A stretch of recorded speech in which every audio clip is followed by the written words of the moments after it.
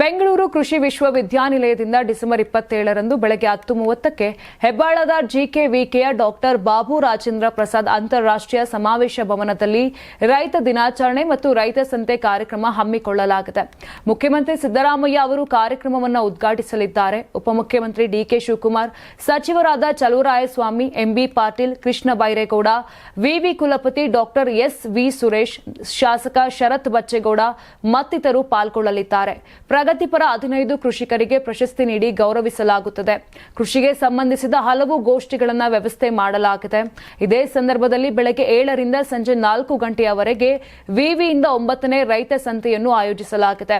ಕೃಷಿ ಉತ್ಪನ್ನ ಪರಿಕರಗಳ ಪ್ರದರ್ಶನ ಮತ್ತು ಮಾರಾಟಕ್ಕೂ ವ್ಯವಸ್ಥೆಯನ್ನ ಮಾಡಲಾಗಿದೆ. ಸಾರ್ವಜನಿಕರಿಗೆ ಮುಕ್ತ ಪ್ರವೇಶವಿದೆ ಎಂದು ಪ್ರಕಟಣೆ ತಿಳಿಸಿದೆ. ಸಪ್ತಗಿರಿ ಎನ್ಪಿಎಸ್ ಯೂನಿವರ್ಸಿಟಿ ಅರ್ಪಿಸುವ ನಂದನ ಪ್ಯಾಲೇಸ್ ಸಹ ಪ್ರಾಯೋಜಕತ್ವದಲ್ಲಿ ಕರ್ನಾಟಕ ಟಿವಿ ಮತ್ತು ಆಟ್6 ವತಿಯಿಂದ ಸಂಕ್ರಾಂತಿ ಹಬ್ಬದ ಪ್ರಯುಕ್ತ ರಾಜ್ಯ ಮಟ್ಟದ ರಂಗೋಲಿ ಸ್ಪರ್ಧೆ, ಬೆಂಗಳೂರು ಸೇರಿದಂತೆ ರಾಜ್ಯದ ಹಲವೆಡೆ ಸ್ಪರ್ಧೆಯಲ್ಲಿ ಭಾಗಿಯಾಗಿ ಆಕರ್ಷಕ ಬಹುಮಾನ ಗೆಲ್ಲಿ.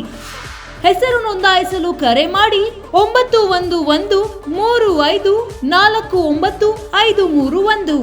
ತಾಲೂಕು, ಜಿಲ್ಲಾ ಮಟ್ಟ ಹಾಗೂ ಬೆಂಗಳೂರಿನಲ್ಲಿ ಏರಿಯಾವಾರು ಸಂಕ್ರಾಂತಿ ರಂಗೋಲಿ ಸ್ಪರ್ಧೆ.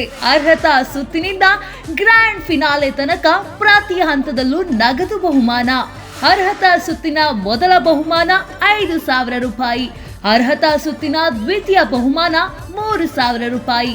ಅರ್ಹತಾ ಸುತ್ತಿನ ತೃತೀಯ ಬಹುಮಾನ 2,000 ರೂಪಾಯಿ. ಫಿನಾಲೆಯ ಮೊದಲ ಬಹುಮಾನ 30,000 ರೂಪಾಯಿ. ಫಿನಾಲೆಯ ದ್ವಿತೀಯ ಬಹುಮಾನ 20,000 ರೂಪಾಯಿ. ಫಿನಾಲೆಯ ತೃತೀಯ ಬಹುಮಾನ 10,000 ರೂಪಾಯಿ. ಒಟ್ಟಾರೆ 5 ಲಕ್ಷ ನಗದು ಬಹುಮಾನ ವಿತರಣೆ.